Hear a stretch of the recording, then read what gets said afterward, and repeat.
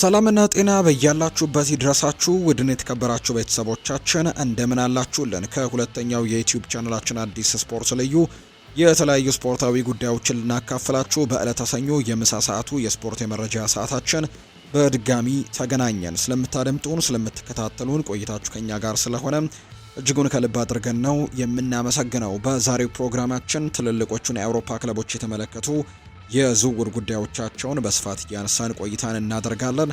እናንተም ቪዲዮአችንን ላይክ፣ ቻናላችንን ሰብስክራይብ እያደረጋችሁ ቆይታችሁን ከኛ ጋር እንድታደርጉ እንደተለመደው የአክብሮት ግብዣችንን ወደ እናንተም የምናደርስ ነው የሚሆነው።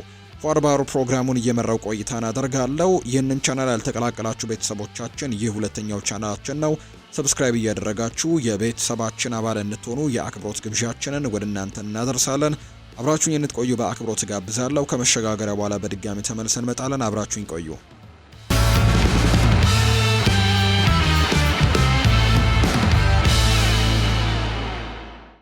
እንደ ስካይ ስፖርት ዘገባ ከሆነ ማንቸስተር ሲቲ በቡንደስሊጋ ውስጥም ካሉት እጅግ በጣም አስደሳች ወጣት የክንፍ መስመር ተጫዋቾች አንዱን ለማስፈረም በይፋ ውድድሩን ተቀላቅሏል። ፔፕ ጓርዲዮላ በኮሎኝ ተስፋ ተጫዋች የሆነው ሰኢድ ኤልማላ ላይ በግላቸው ተደንቀዋል። ሪፖርቱ እንደሚያመለክተው የሲቲ ስካውቶችም በቅርብ ሳምንታት ውስጥ በተደጋጋሚ በኮሎኝ ጨዋታዎች ላይ በመገኘት የ19 ዓመቱን ተጫዋች ፈጣን እድገትም ሲከታተሉ ቆይተዋል። ኤልማላ በዚህ ውድድር ዘመን በጀርመን ውስጥም ካሉት ምርጥ ወጣት ተጫዋቾች አንደኛው ሲሆን ለፈጣን የመከላከል ሰብሮ የማለፍ ችሎታው፣ በጠባብ ቦታዎች የመፍጠር ብቃቱና በመስመር ሁሉ ደግሞ የመጫወት ችሎታው አድናቆትን አትርፏል። ብቃቱ የጓርዲዮላን ብቻ ሳይሆን ባየር ሚኒክና ቦሩሲያ ዶርትመንድም ጭምር ፍላጎት እንዲያሳድሩበት አድርጓል። እነዚህ ሁለት ክለቦች የሀገር ውስጥ ከፍተኛ ተሰጥኦችን በማሳደድም የሚታወቁ ናቸው። ሆኖም ግን ዝውውሩን ማጠናቀቅ ለቡንደስሊጋው ተፎካካሪዎች ግን ከፕሪሚየር ሊጉ ተቀናቃኛቸው ይልቅ እጅግ በጣም የተወሳሰበ ሊሆን ይችላል። በዚህ ዓመት መጀመሪያ ላይ ኮሎኝ የከዋክብትን የወደፊት እጣ ለማስጠበቅም ወስኖ ነበር። ኤልማላ እስከ 2030 የሚዘልቅ የረጅም ጊዜ ኮንትራትም አለው። በዚህ ምክንያት ክለቡ ወደ 40 ሚሊዮን ዩሮ የሚጠጋ ገንዘብ እንደሚጠይቅ ተገልጿል። ይህም በአውሮፓ ውስጥ ከሚገኙ ትልልቅ ክለቦችም በጣም ከፍ ያለ ቢሆንም የማይደረስ ግን አይደለም ተብሎ ነው የሚገመተው። እየጨመረ ባለው ፍላጎት ቢኖርም ኤልማላ ኮሎኝን ለመልቀቅ አይቸኩልም ተብሏል። በስካይ ስፖርት ዘገባ መሰረትም በክንፍ ተጫዋቹ ተወካዮችና በክለቡ መካከልም በክረምት ወቅትም ውይይቶች ተጠናክረው እንግዲህ እንደሚቀጥሉ ቀጠሮ ተይዞላቸዋል። ሁለቱም ወገኖች ቀጣዩን እርምጃ በጥንቃቄ ለመገምገምም ዝግጁ ናቸው። ኮሎኝ ኤልማላን የግንባታ ፕሮጀክታቸው ምሰሶ አድርገው ይመለከቱታልና ከፍተኛ የዝውውር አቅርቦትም ካልቀረበ በስተቀር እሱን ለመልቀቅ ፈቃደኛ አይሆኑም። ኤልማላ ጋርዲዮላ ለተጨባጭ የክንፍ ተጫዋቾች ያላቸው ራዕይን ይስማማል ነው የሚባለው።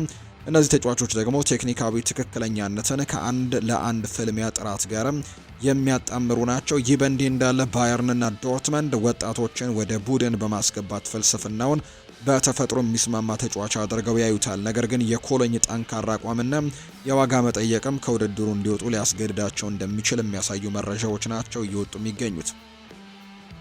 የቦሩሲያ ዶርትመንድ አጥቂ የሆነው ካሪም አዲየሚ ከፍተኛ ፍላጎት የተነሳበት ተጫዋች ሆኗል። የሱ ወኪልም እንደሆነው እንግዲህ ሆርግ ሜንዴዝ ነው ወኪሉ። ማንቸስተር ዩናይትድን ጨምሮ ከበርካታ የአውሮፓ ታላላቅ ክለቦች ጋርም ውይይት ማድረጉን የተገለጸው። ይህ ማለት ተጫዋቹ ወዲያውኑ ይለቃል ማለት ባይሆንም እንደ ዘገባዎች ከሆነ ግን የካሪም አዲየሚ የረጅም ጊዜ የወደፊት ዕጣ ፈንታ ዙሪያ እየጨመረ የመጣው እርግጠኛ አለመሆንን የሚያሳዩ መረጃዎች ናቸው የወጡት። አሁን ላይ የ23 ዓመቱ ወጣት የሆነው ካሪም አዲየሚ እስከ 2027 የሚያዘልቀው የዶርትሙንድ ኮንትራት ውስጥ አለ። ሆኖም ግን የታደሰ ውል ድርድር ተቋርጧል። ሁለቱም ወገኖች በአሁኑ ወቅትም በዋና ዋና ጉዳዮች ላይ በቂ ልዩነት አላቸው። እንደ ዘገባው ከሆነ ዶርትመንድ በወር ወደ 600,000 ዩሮ የሚያወጣ አዲስ ኮንትራት አቅርቧል። ይህም ደግሞ አሁን ላይ ካለው የወር ደሞዙ 475,000 እንግዲህ ጭማሪ ነው። ነገር ግን ሜንዴስ የደንበኛውን እድገት እንግዲህ የመጣውን ዝናና አስፈላጊነትን የሚያንጸባርቅም አይነት እንግዲህ ከፍተኛ ገንዘብ የደሞዝ ፓኬጅም ለማስፈረም እየገፉ ነው ተብሏል። ከሁሉም በላይ ወኪሉን ወደ ማንኛውም አዲስ ስምምነት ውስጥም መደበኛ የውል ማፍረሻ አንቀጽም እንዲገባ ይፈልጋል። ይህም ደግሞ በዶርትሙንድ ለመቀበል እንደማይፈልግ ተዘግቧል። ክለቡ በተለምዶ የግዢ ውል አንቀጾችን ከማስገባትም ይቆጠባል። በተለይም ጉልህ የሆነ የመሸጫ አቅም ላላቸው ወጣት ተጫዋቾችም ካልሆነ በስተቀር። በሰፊው መረጃዎች ቢኖሩም ስካይ ስፖርት ጀርመናዊው ካሪም አዲየሚ ለመልቀቅ ወስኗል የሚለው ሀሳብ ሙሉ በሙሉ ስህተት መሆኑን ነው አበክሮ እየተናገረ የሚገኘው። ከተጫዋቹ ጋር ቅርበት ያላቸው ምንጮች ወደፊት እጣው በአሁኑ ደረጃ ክፍት መሆኑን አጥብቀው ይናገራሉ። ዓለም አቀፍ የእረፍት ጊዜውን እንግዲህ አልቋል። በዶርትሙንድና በሜንዴዝ መካከልም ተጨማሪ ውይይቶች ይደረጋሉ ተብሎ ይጠበቃል። ከዚያ በኋላ ምንም የመጨረሻ ውሳኔ ግን አልተደረገም። አዲየሚ ያለበት ሁኔታ በተፈጥሮ ከአውሮፓ ዋና ክለቦች ፍላጎትን ይስባል። በቀጣዩ የውድድር ዘመንም አጥቂዎችን ለማጠናከር ገባ ላይ የሚገኙት ማንቸስተር ዩናይትዶች አዲየሚን እንደ ረጅም ጊዜ ኢንቨስትመንት አድርገው ይመለከቱታል። ሌሎች ክለቦችም ፍላጎታቸውን ለመግለጽ ሜንዴዝን እያነጋገሩ ነው ተብሏል። አጥቂው እንግዲህ በዚህ የውድድር ዘመን የተቀላቀለ ብቃትን ቢያሳይም ባለፉት 3 ተከታታይ ጨዋታዎች ግን ጎል ማስቆጠር የቻለበትን አጋጣሚ ተመልክተናል። የትላንትናውን ጨዋታ ጨምሮ አዲየሚ በዚህ የውድድር ዘመን በቡንደስሊጋው ቡድን ውስጥም በ14 ጨዋታዎች 5 ግቦችን 3 ደግሞ ለግብ የሆኑ ኳሶችን ማቀበል ችሏል። ዶርትሙንድ የሜንዴዝ ጥያቄዎችን ያሟላ ወይም ደግሞ ሌላ ወጣት ኮከብን በአውሮፓ ግዙፍ ክለቦች የማጣት አደጋ ይወስዳል የሚለው የወደፊት እንግዲህ የሚታይ ጉዳይ ይሆናል ተብሎ ነው የሚታሰበው። ማንቸስተር ዩናይትድ ለሪያል ማድሪዱ ኮከብ ቪኒሲዮስ ጁኒየር አስገራሚ የ200 ሚሊዮን ዩሮ አቅርቦት ማቅረቡ ተዘግቧል። ይህም የስፔኑ ግዙፍ ክለብ ወደ ከባድ የውስጥ ውይይት እንዲገፉ የሚያደርግ ነው። እንደ ፌጂያስ ዘገባ ከሆነ የቀረበው ጥያቄም በሳንቲያጎ ቤርናቢው በእውነተኛ ግምት ተቀባይነትን አግኝቷል። ይህም ለሚቀጥሉት ዓመታት ከሚደረጉ ዝውውር ወሬዎችም መካከል እጅግ አስገራሚ ከሚባሉት አንደኛው ነው። ለሪያል ማድሪድ የማንቸስተር ዩናይትድ ጥያቄ ወሳኝ ነው። ክለቡ በሻቪ አሎንሶ መሪነትም ለቀጣዩ የፕሮጀክታቸው ምዕራፍም የስትራቴጂክ እቅድ በመካከሉ ላይ ያለ የማጥቃት መስመሩን እንደገና የመቅረጽ ሀሳብ ከጊዜ ወደ ጊዜ እውን እየሆነ መጥቷል። ቪኒሲዮስ ጁኒየር በክለብ ውስጥም ቁልፍ ተጫዋች ነው። እናም በዓለም ላይ ካሉ በጣም ትልልቅ የክም ተጫዋቾች አንዱ ሆኖ ቢቀጥልም በተለይም እንደ ጁድ ቤሊንግሃም፣ ኤንድሪክ፣ ሮድሪጎ እና አርዳ ጉሌር ያሉ ክለቦች ኮከቦችም ለተጨማሪ ማዕከላዊ ሚናዎች እየገፉ በመሆናቸው የማድሪድ አመራሮች ቡድኑን በፍጥነት እየተለዋወጠ መሆኑን ያውቃሉ። በቅርብ ሳምንታት ውስጥ በቪኒ የወደፊት ዕጣ ፈንታ ዙሪያ የነበረው የውስጥ ውጥረትም ተባብሷል።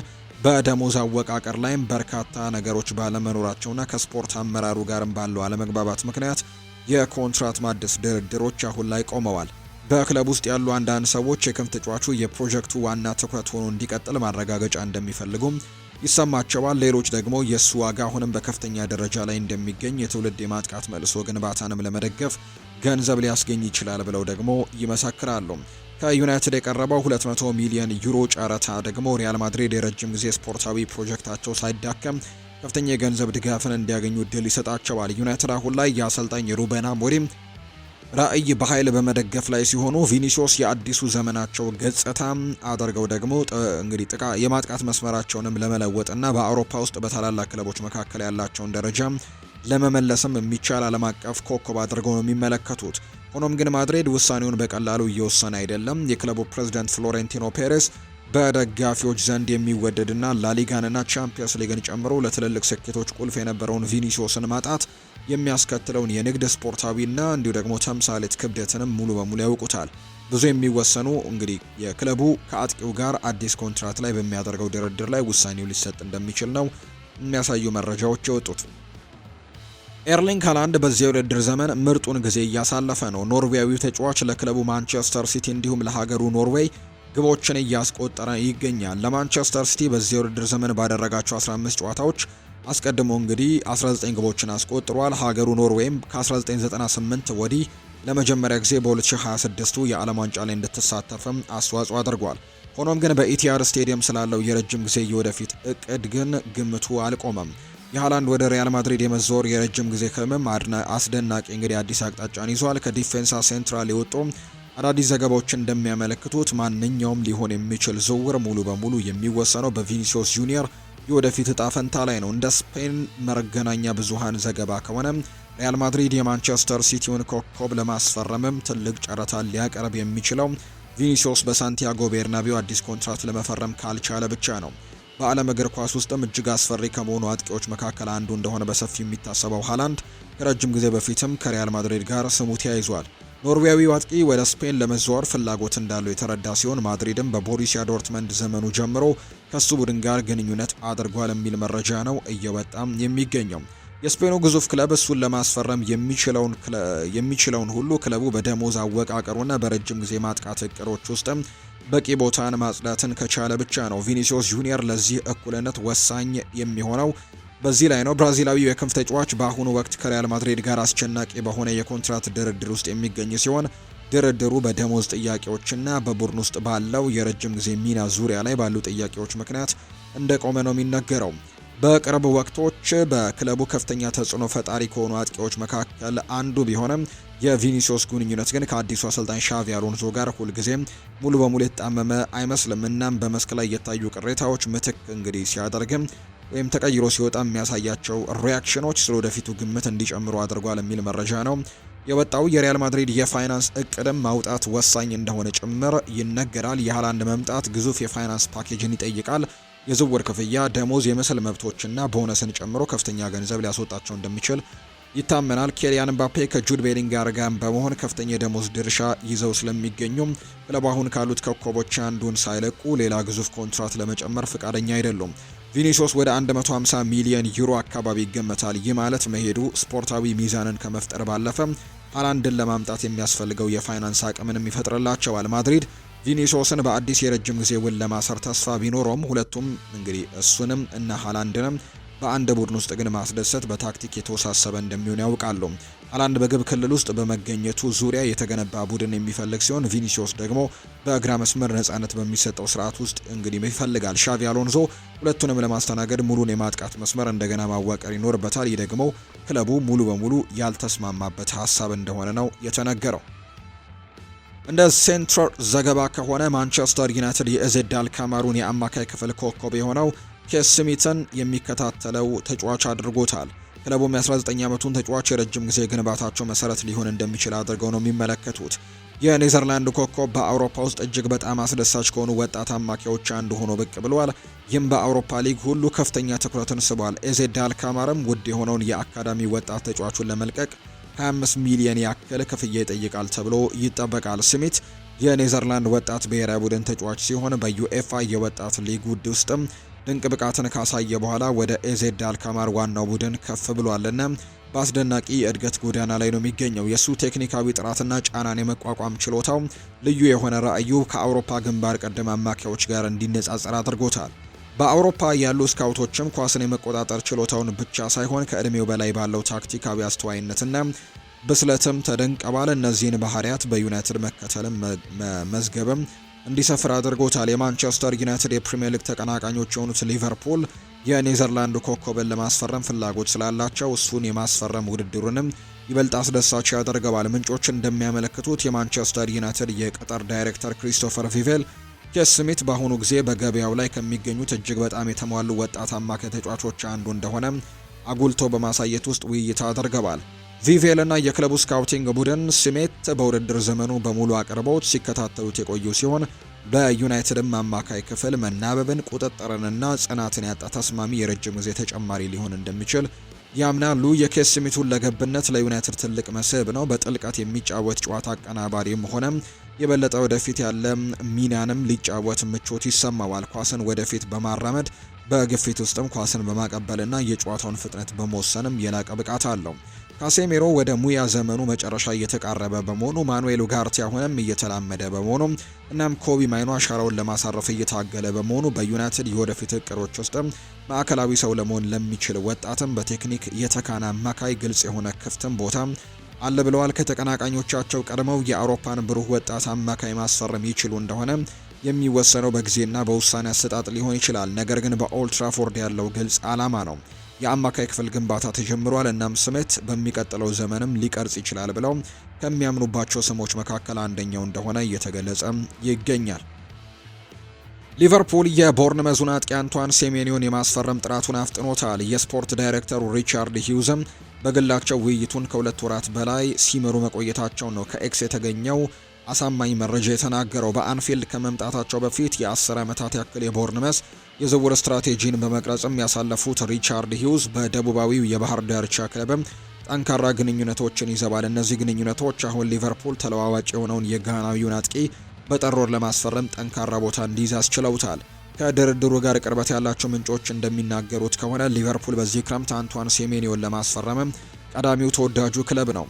አጥቂው እንግዲህ በ2025 ከቦርንመዝ ምርጥ ተጫዋቾች አንዱ ሲሆን ብቃቱ በእንግሊዝ ውስጥም ያሉ ትልልቅ ክለቦችን ሁሉ ትኩረት ስቧል። የ25 ዓመቱ ተጫዋች በዚህ የውድድር ዘመን ለፕሪሚየር ሊግ ቡድን በ13 ጨዋታዎች 6 ግቦችን አስቆጥሯል። ሊቨርፑል እንደ ከፍተኛ አቅም ያለው ተጫዋች አድርጎ ይመለከተዋል። በተለያዩ የማጥቃት መስመሮች ላይ መጫወት የሚችል ሲሆን የግብፃዊውን ኮከብ በሌለበት ጊዜም ለማጥቃታቸው አስተዋጽኦ ሊያበረክት የሚችል ተጫዋች አድርገው ሴሜኒዮን የማስፈረም እየፈለጉ ነው።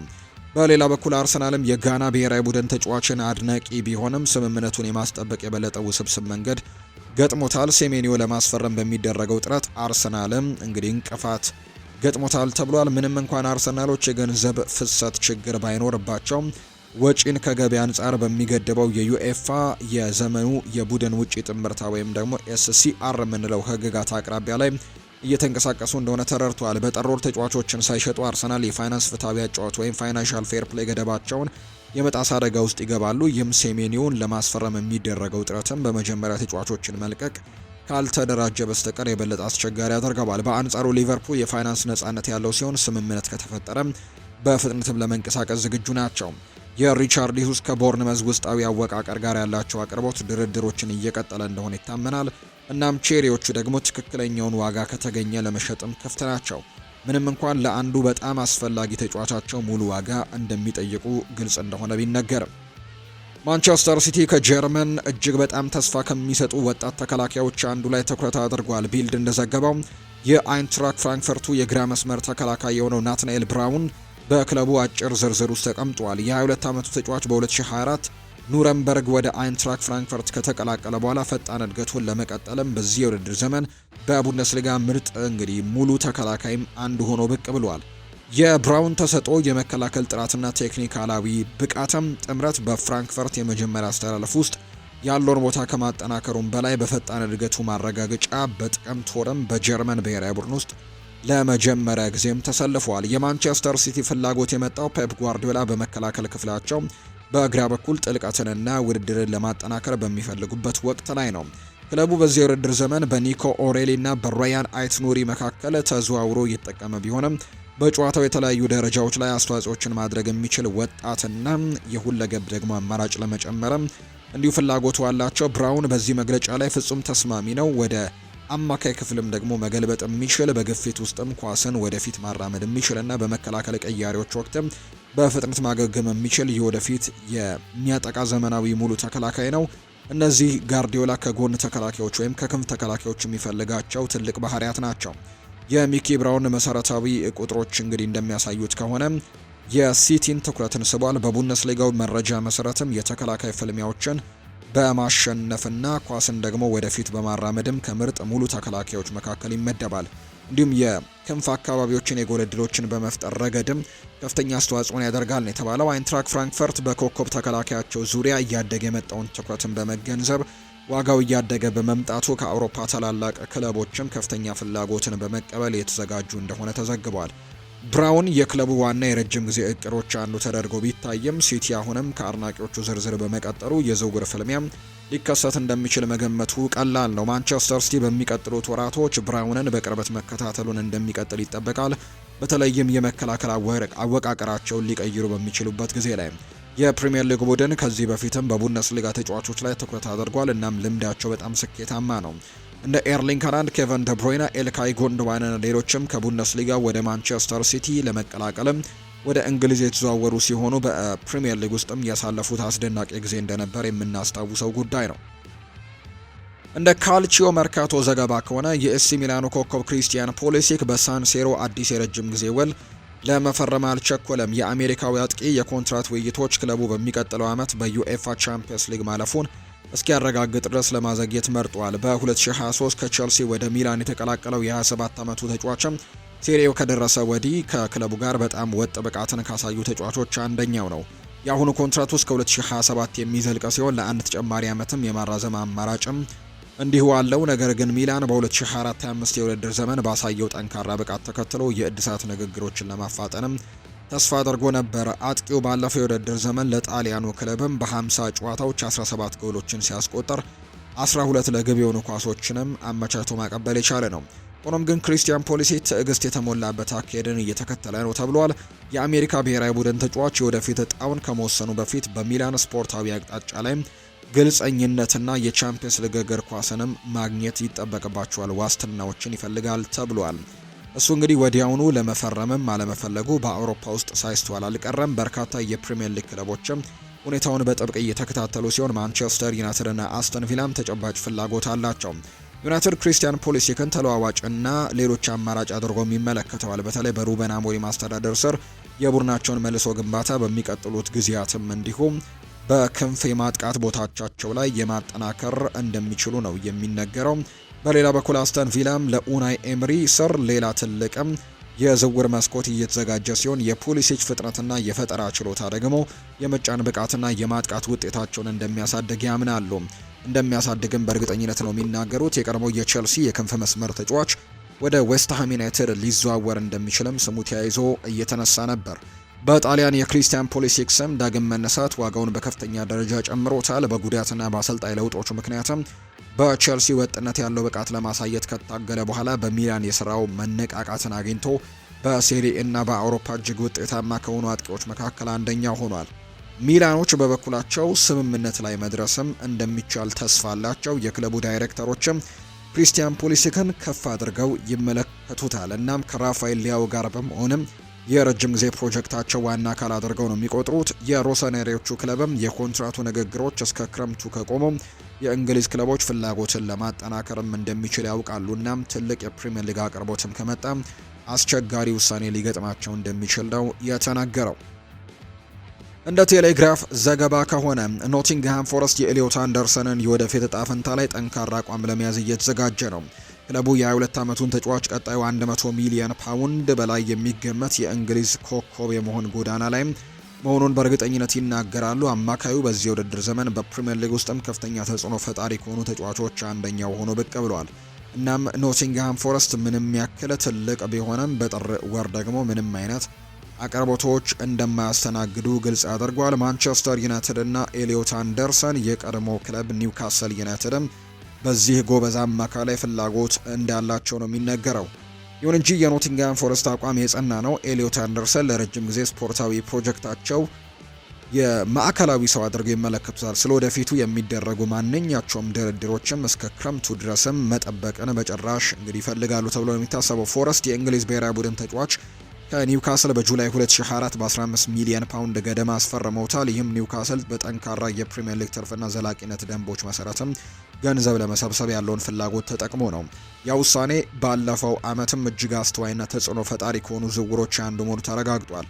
ከሁሉም በላይ በኤሊዮት አንደርሰን የ5 ዓመታት ኮንትራት ለኒውካስል የመመለስ አንቀጽ፣ የሽያጭ አንቀጽ ወይም በብቃት ላይ የተመሰረተ አንቀጽ የለውም። ፎረስት በወደፊት እጣው ላይ ሙሉ በሙሉ ቁጥጥር አለው።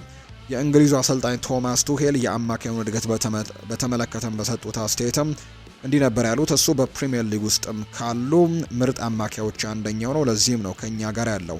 እናም ለኛ ደግሞ መጫወት የሚጀምረውም ብለዋል። ምንም አስደናቂ ካልሆነ በስተቀር ማንም ሰው ምን አልሆነም፣ ምክንያቱም ይገባዋል። እሱ አሁን ላይ መቀጠል አለበት። እሱ በጣም የተሟላና ተንቀሳቃሽ አማካይ ነው። እናም ያንን ማሳየቱን ይቀጥላል።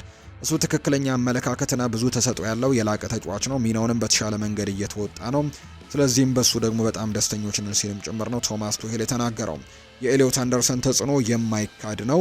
ኳስን ደግሞ የማራመድ መስመሮችን የመስበርና የትልቅ ርቀት የመሸፈንን ችሎታው የኖቲንግሃም ፎረስት አማካይ ክፍልን እንዲቀይር አድርጎታል ነው የተባለው። ከፍተኛ ደረጃ ካላቸው የጨዋታ አቀናባሪዎች ጋርም ተያይዞ የሚታይባቸውን በቴክኒክ ብቃት ከቦክስ ቱ ቦክስ አማካይ የስራ ፍጥነትን ጋርም ያጣምራል። ፎረስት ኤሊዮት አንደርሰንን የክለቡ የወደፊት ማዕከል አድርጎ ይመለከተዋል። ይህ ደግሞ በሚቀጥሉት ዓመታትም ወደ ጸና የፕሪሚየር ሊግ መረጋጋት ሊሆን እንደሚችል፣ የአውሮፓ ማጣሪያ ሊገፋውም እንደሚችል ያምናሉ። በውስጥ በኩል ኤሊዮት አንደርሰን በአሁኑ ባለው የእድገት ጎዳና ላይ ከቀጠለ ከ100 ሚሊዮን ፓውንድ በላይ የሆነ ክፍያ ሊያስወጣ እንደሚችል ነው በርካቶች እየገለጹ እንደሚገኙ መረጃዎች የወጡት። እንግዲህ ይህ ክፍያ ደግሞ ከጁድ ቤሊንጋም፣ ዴክላን ራይስ እና ጃክ ግሪሊሽ እኩል ያደርገዋል ተብሎ ይታመናል። ለጊዜው ግን ኖቲንግሃም ፎረስት መልእክታቸውን ልከዋል። ለዩናይትድም ለኒውካስልም ቢሆን ለሌሎችም አድናቂ ክለቦቹ ጭምር ነው የላኩት። የጄደን ሳንቾ ያልተጠበቀ የኢስታንቡል ጉብኝት በሚዲያዎች ትኩረት እየሳበ ስለ ወደፊቱ ግምትም እየፈጠረ ነው። የማንቸስተር ዩናይትድ የክንፍ መስመር ተጫዋች በኦልድ ትራፎርድ ከከባድ ጊዜያቶች በኋላ አዲስ ጅማር የሚፈልግ ነው። በዓለም አቀፍ የእረፍት ጊዜ ውስጥም ከፌነርባቼ፣ ከጋላታሳራይና ከቤሺክታሽ ተወካዮች ጋር ሚስጥራዊ ነገር ግን ትርጉም ያላቸው ውይይቶችን አድርጓል። እነዚህም ስብሰባዎች ደግሞ አሁን ላይ የቱርክ ሱፐር ሊግ በጥር ወር ሊከሰት የሚችለውን ትልቁ ዝውውር ማዕከልም አድርገውታል። በአሁኑ ጊዜ በአስተን ቪላ በውሰት ላይ የሚገኘውና እዚያም ደግሞ ጥሩ ለመጫወት እየተቸገረ ያለው እንግሊዛዊው የክንፍ ተጫዋችም አሁን ላይ ፕሪሚየር ሊጉን ለቆ ወደ ቱርክ ለመዘዋወር እያሰበ ነው። ሳንቾ በዚህ የውድድር ዘመን በቪላ 8 ጨዋታዎች ላይ ምንም አይነት ግብ ማስቆጠርም ሆነ ለግብ የሆነ ኳስ ማቀበል አልቻለም።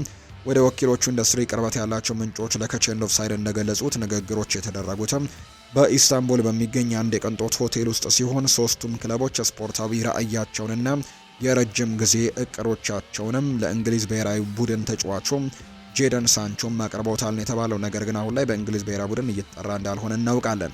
ሳንቾ ከተማዋን በቅርቡ ለመልቀቅ ቢዘጋጅም አጭር ጉብኝት አንድ ነገር ግልጽ አድርጓል። ትክክለኛዎቹ ሁኔታዎች ከተሟሉ የቱርክ ውስጥ የሥራ ዘመኑን ለመቀጠልም ዝግጁ እንደሆነ ጭምር የሚያሳዩ ምልክቶች።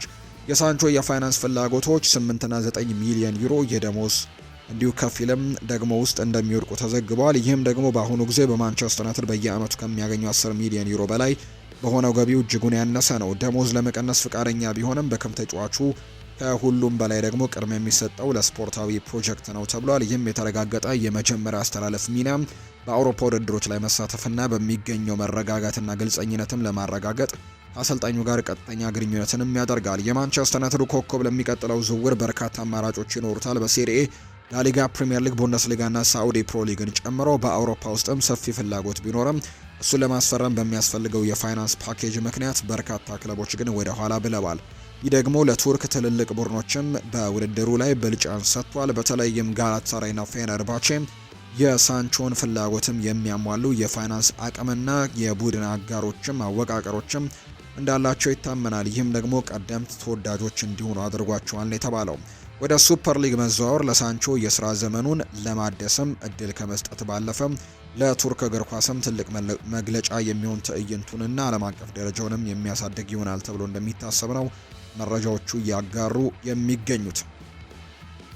ውድና የተከበራችሁ ቤተሰቦቻችን ከሁለተኛው የዩቲዩብ ቻናላችን አዲስ ስፖርት ልዩ ለዛሬ ያዝንላችሁ አዳዲስ ስፖርታዊ ጉዳዮቻችን እነዚህን ያደመጣችኋቸውን ይመስላሉ። በዛሬ ፕሮግራማችን የተለያዩ የዝውውር ጉዳዮችን ይዘን ወደ እናንተ ቀረበን። የተለያዩ የዝውውር ጉዳዮችን ከትልልቆቹ ክለቦች ጋር አያይዘን በስፋት አነሳን። ስላደመጣችሁን፣ ስለተከታተላችሁን ቆይታችሁ ከኛ ጋር ስለነበር ደግሞ እጅግ ከልብ አድርገን ነው የምናመሰግነው። ፉአድ ባህሩ የዛሬውን ፕሮግራም እየመራው ከእናንተ ጋር ቆይታን አድርግ ያለው። በቀጣይ ፕሮግራሞቻችን ሰፋ ያሉ ስፖርታዊ ጉዳዮችን አካተን በድጋሚ የምንገናኝ ይሆናል። ስላደመጣችሁኝ ከልብ አድርጌ ነው የማመሰግነው። መልካም ጊዜ እንዲሆንላችሁ ነው በአክብሮት የምመኘው።